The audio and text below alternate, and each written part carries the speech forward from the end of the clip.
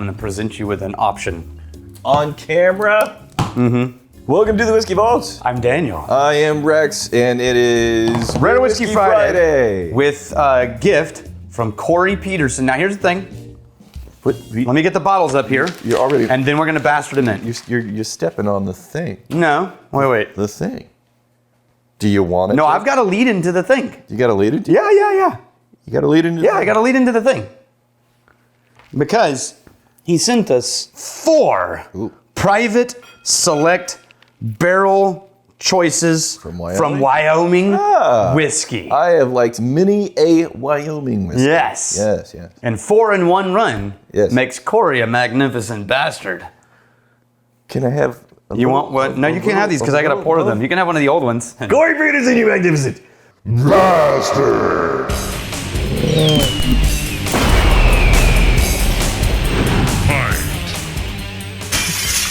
So now, where's my lead-in? You don't even know what I'm talking about. You don't know what I'm talking about. You're saying you got a lead-in. You have no idea. I fed you the lead-in, and then you walked over it because you didn't realize it was a lead-in. You fed me nothing. Yeah. Rare Whiskey Friday. We're going to go through and give first impressions on several different whiskeys. Yeah, I forgot about that one. These aren't necessarily large brands. Sometimes they are. More often than not, these are going to be your smaller craft distilleries without a tremendous amount of distribution. If you should be so lucky as to live in a place where you can get your hands on these whiskeys, you're welcome for the review. And thank you to the magnificent bastards who sent in the whiskey. I almost feel like we should. Wyoming Whiskey isn't necessarily a tiny brand. No, but these are harder to get, right? These are private barrel selections. Yeah, the Wyoming has good distribution. Yes, they do. Okay, but this, what do we got up there? So here's the question for you. Yeah. Do you want me to pour you one at a time, or do you want all 3 of the private select releases poured side by side so you can go back and forth between them? If we were just doing this off camera, I would say side by side. On camera, we're going to do the linear progression. Go from highest proof to lowest, or lowest proof to highest. Yeah, lowest to highest. So 108, 109, 106.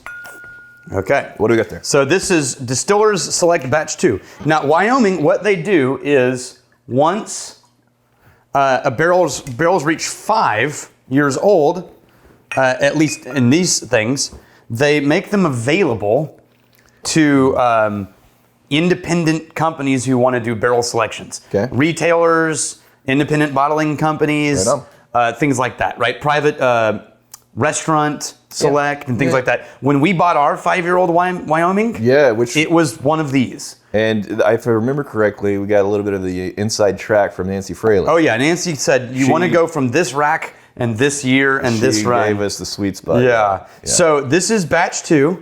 I'm going to go side by side because I'm interested in the difference. That's probably worth mentioning. We've sourced whiskey from them in our private distilleries. Yes. So we'll be as objective as possible, but we have skin in the game. Barrel from them in the past. Yes. I poured all mine together because I'd like to see side by side comparisons. Yeah. And I'll pour for you and see if you get the same kinds of things. So the question that you posed to me early on is irrelevant.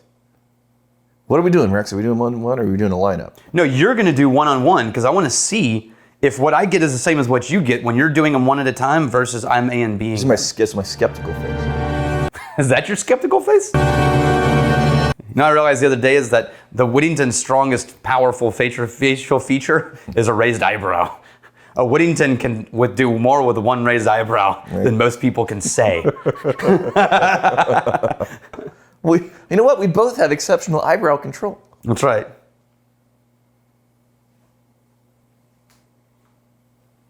Are you eyebrowing right now? I was totally eyebrowing right now.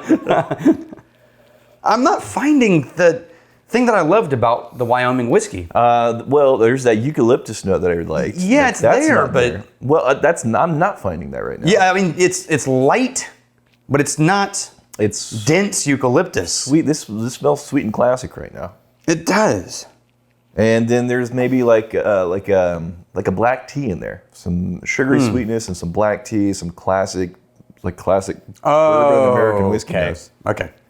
Well, did you do the side by side? I'm not going to say anything. Okay. Oh, in the taste, this one's just a black sweet tea. Oh, I got a big old cherry too. Mm-hmm. Yeah. Well, but like a candy cherry. Black tea, sweetened with A candy cherry for sure. Yeah, like a maraschino. Yeah. Yeah, That's nice if you like the classic flavors. it is. And what was the proof on that one you said? Keep track of these. Set them aside. That one is 106 point something. 106 so point. it's still That's up. batch 2. This is batch 4.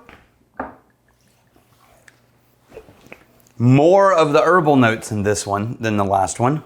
Oh, yeah, this is definitely a different animal. Mm-hmm. It's amazing to me. Same distillery, same mash bill. No. Right? No. Just different whiskeys, ages, barrels. Wait, is it different ages or just different barrels? Barrels, Different right? Different barrels. So they're all around 5.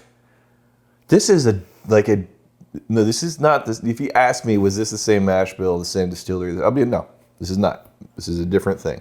American whiskey, yes, but not. And when you taste this one, it has everything that the first one had, and then all of the pepper spice notes are kicked up. Okay, so I'm gonna talk about how different it is on the nose right now. The nose. The black sweet tea I'm not getting. Way more herbal. Yeah.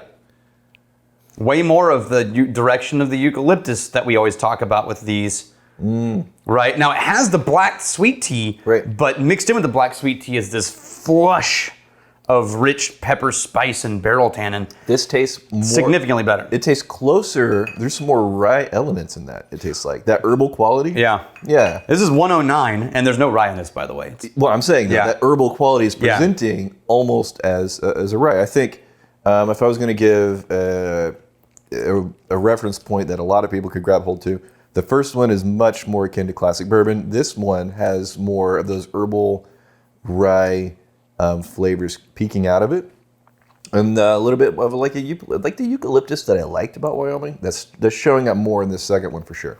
Yeah. Okay, move to the third. Keep track.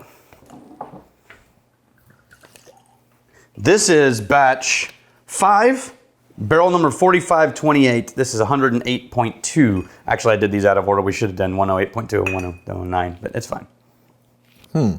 This one is much closer to the second one. Yeah, the one we just did. But still has something else. There's like a little bit of a vanilla peeking out in there.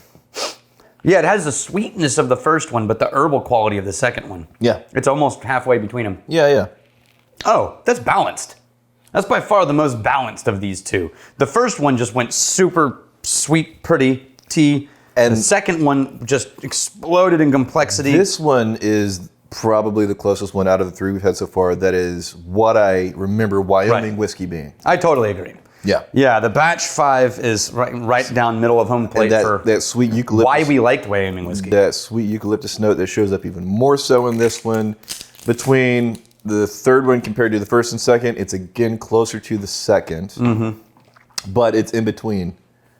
It's in between those first and second ones for sure. I still, honestly, the balance is a good. I still love the kind of dramatic flavor journey that 2, which was barrel 4527. I'm digging the balancing act of the third one we just did. Dude, barrel 4528. Yeah. Those were sequential barrels. Jeez. So probably same part of the barrel house? I don't know. Maybe. Okay. This one's interesting. I think this is their own release of a 5-year-old whiskey. Okay. And they called it Stargazer. And look how much darker it is than those other ones. How does it, like mash bill wise, aging wise, barrel wise, how does it compare to the others? In theory, it's the same thing as the others. It's still a straight bourbon whiskey. It is at 100 proof, so it's a lower barrel proof than these other 3 we did. And this is just their whiskey they did to honor, I think, was it the moon landing? What year did we go on that? Yeah. Yes, the moon landing. I just had this probably horrible but definitely amazing idea. Whiskey releases to honor something. We should have whiskey releases to honor the most ridiculous, like minor events. The day that like so and so. Here's the memory. Here's an honor of the day that Daniel wore something other than a black T-shirt. Yeah, and a whiskey. Yeah, or the day that like we went to Casey Donuts and we thought they were out of the chocolate donut, but it turns out there was one in the back. Love this idea. An entire line of whiskey commemorating the most petty, irrelevant, obscure thing that happened in the mundane. On Tuesday, October 3rd, Daniel managed to eke out one last use of toothpaste from the toothpaste roll he was pretty sure was empty, so he didn't have to go to HEB. Yeah. Nailed it! I really like that idea. Like, how small and insignificant of a moment can we find to honor with an entire bottle? Yeah.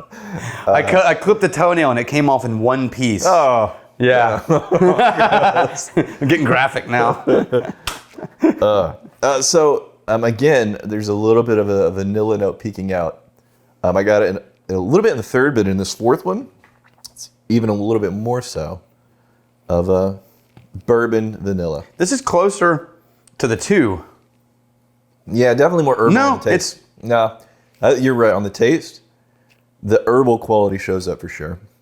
I think it's herbal, but much sweeter. You're getting a sweetness. I'm getting a dry finish on this. Oh no, it is a dry finish, but the first mid-palate fill is way sweeter than number 2. Right. Yeah, the finish I actually don't care for. I think it gets a little bit too dry. Oh, this is my favorite right here. If we were doing a barrel selection right now for our own purposes, it would have been batch 4. So we would... my preferred would have been 4527. We would both have to enter the Thunderdome, because... Thunderdome! I would vote number 3. Oh, really? And we would fight to the death. Well, it's crowd pleaser, number 3. It's balanced. I just like the I am journey. a man of the people. I like the journey of number 2. The Stargazer is good. It's all good. Like, we're talking about a variation of like 10%. So there's on 3 of them. There's a little bit more of like that wood oak character on number 2 that I think you're a sucker for. You like that oily wood note, man. I do a lot. Yeah, and that comes from the whiskey. Because I prefer Scotch, and so when I get to American whiskeys, I'm looking for the dry barrel. And tannins. Also Texas whiskey. A lot of times you get like so much of that character pulled out of the wood, it turns into this oily. It almost gives you like this little tickle in your throat. Yeah, makes you want to cough. That's something. That's nerd curve though. That's, I know. No, I'm not. I mean, I'm a nerd. You can't drink a whole barrel though. See, I'm thinking this from the point of bottling for people to it's like you've never met me. To experience. Daniel's bottling for himself. Oh yeah, absolutely. All right. Yeah. But do what you love. You know what? And you never work a day in your life. Until you can't make a dime, because what you love is apparently not at all what everybody else loves. Yeah, exactly. In terms of classic representations of Wyoming, I think number 1's an outlier. It doesn't feel like Wyoming to me. I agree. One's a weird one. Number 2, it's more Wyoming, but... Number 3 is the most Wyoming. It's the most Wyoming. It's the one that I actually like the most. And then number 4, I don't like the finish, and it feels pretty herbal. It feels pretty close to 2 until it goes into this dry finish. Yeah, it's too sweet, and then it's too dry. But that 2 is... Our batch... What is that batch? Batch 4. Yeah, right on. That's good. Here's to fighting, stealing, and drinking. If you fight me, I fight for a friend. Steal me, you steal your liver's heart. And if you drink, may you drink with us.